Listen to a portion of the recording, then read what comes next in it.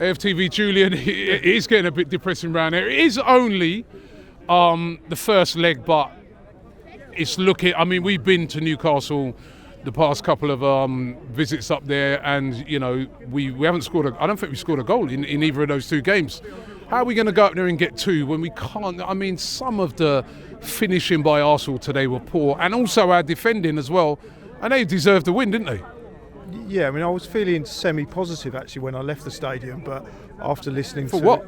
Well, I was looking at all the positives and looking at the reasons why we could turn it around, and then I've just listened to Lee and Yardman, and it has actually sucked the life out of me. And I'm just trying to grasp something that one of them said that would feel some positivity, and I'll give that accolade to Lee for all his sort of 10 minutes of being depressive. There was one thing he said that really got me, and that was that he gave up on Arsenal in '89, and he said he's not going up to Anfield, and they went and they did turn a 2-0 deficit around.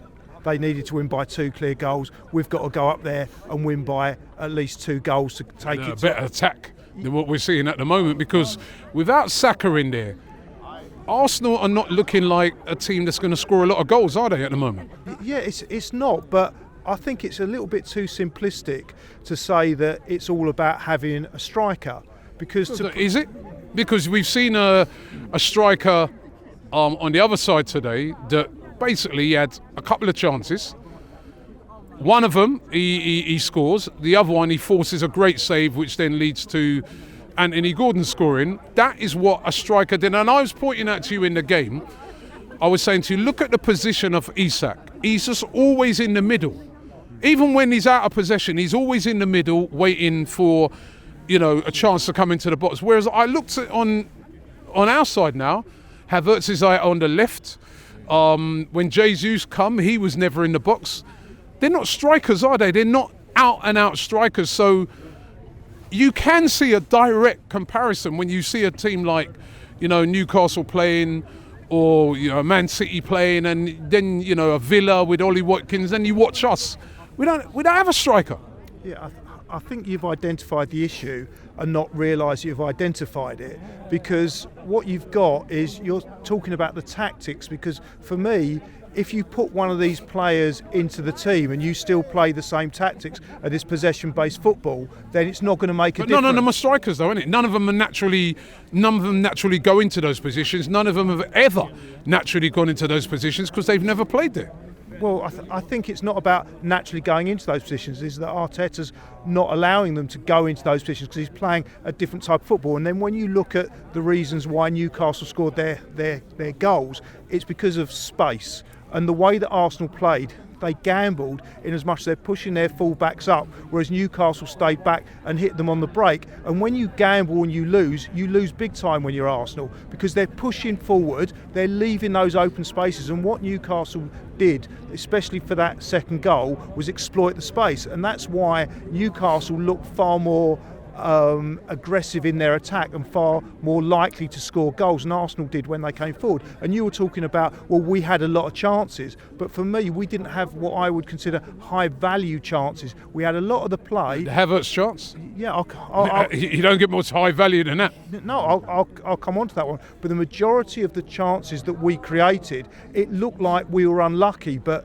it's unlucky to the untrained eye. Now, I'm not saying I'm completely trained this, but I've seen enough of Arsenal to realise that it's not just down to luck. It's when the ball's pinging around in the penalty area that you take a shot and it gets cleared off the line. It hits one of the Newcastle players last minute. Well, they defended well, yeah. Well, they're defending well because what they're doing, they're condensing the space. And Arsenal, they're kicking the ball towards the goal, but the difference was you've got a lot of Newcastle players in that area, and the chances are, it's not unlucky, chances are it's going to hit a Newcastle player and bounce out. And in order to actually get the ball, it's like threading it through the eye of the needle. And it's about how they play. And it's not, at times, it just isn't working. And the other thing that I'll highlight, and this is a criticism of Arteta, is actually I'm not as excited at watching Arsenal as I have been the last few seasons because of this possession-based football. It's not as exciting. It's a slog. It becomes like a war of attrition to get past their defence, and it encourages the other team to be able to come back and defend in that way because you're not being able to break them down because they're able to come back. And the one time that we drew them out was, for me, the most exciting moment of the game when Martinelli was clean through, and that was one of the high value chances that you're talking about, and he did miss it, but I don't think it was a glaring miss, it was a terrible miss. He hit the post, and that's the breaks that we didn't get. But then coming on to the Havertz chance, I have to agree, it was an absolutely awful miss. I'm trying to think of a mitigating reason for it. It had a slight spin off the defender, maybe that sort of took him off guard. Look, I'm clutching at straws here. All right, it was an absolutely terrible, disgusting miss. He did miss a sitter. He missed a sitter, and if that was, if they put those chances away, even if we'd gone up there 2-1, you'd have thought we got more of a chance. I'm clutching on straws here because if we play like that and Newcastle play like that, then we've got a very long journey home against Newcastle. And then the other decision we've got to make is Arsenal got about 5,000 tickets to sell for Newcastle away. It's not going to be difficult to get a ticket for that game, and how many fans are going to be prepared to go up there, and it's a long way on a Wednesday night to see a game that we've got very little chance of winning. I mean, we will be there, and you're going to have to go with some positivity, and I just hope Arteta can raise the spirits when it comes to February. Does he now have to, is it now glaringly obvious? I mean, every fan comes here week in, week out saying it, right? But is it now not glaringly obvious to him that he must buy some attacking players? We just look so poor at the moment in attack. Yeah, it's glaringly obvious that you need an attacking player. I'm not going to say that you need a centre forward, but you need someone, at least one. Well, I think he needs a centre forward, but yeah. But he's not playing with the centre forward, so you can have a centre forward, but if you're not going to play him at centre forward, as you said, Isaac was playing at centre forward, Havertz, who was supposed to be our centre forward, wasn't playing that position. So if you buy is that because he don't know how to play the position? Because he's not a centre forward. He does know how to play. You've seen him score goals. He can be coached into that, and it's not difficult to say, look, you have to occupy this space. He's being told not to occupy that. It's a very specific position, right, in which that player has played there for a long time, played there all their life, might get only 1-2 chances per game, but that's his job. Bury that. That's not Havertz. That's not Jesus. Does Mikel Arteta have to go, even if it requires breaking the bank in this month of January, and go and find that player, or forget about any titles, trophies this season? Well, if he does go and buy that player, then he's got to change the tactics to be able to benefit from buying that player. 'Cause there's no point in buying that player and then sticking him out on the wing, or sticking him back into midfield, or telling him to come deep. Because what everyone's sort of craving for here is a target man to hit, and he's got to be in that area. So again, it's two things. Yes, you've got to buy the right player, but you've also got to play to those strengths, because again, there's no point in spending all that money and then still playing the same way without a centre forward occupying that space. Is the title over? The title, I forget. I'll deal with that next week.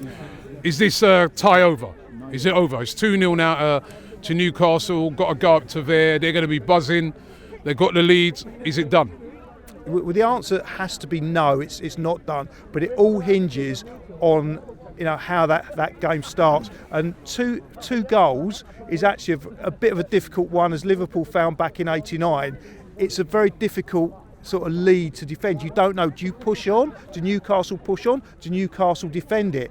If they're not sure which way to go and we can nick a goal, what you've got to understand with Newcastle is they're a team that hasn't won anything for 60 years. This is far more important for them than it is for us. And in the same way as they can be motivated, they can also absolutely buckle if we end up scoring a goal. I can see it going the other way, that we could run out 3-4 goals, or they could go there with a real game plan. I don't know, and I'm not going to write them off, because anyone that writes off any team in this league, they're peril, because it's definitely not done, but it's more likely that we'll be playing Chelsea on the weekends of the 15th of March.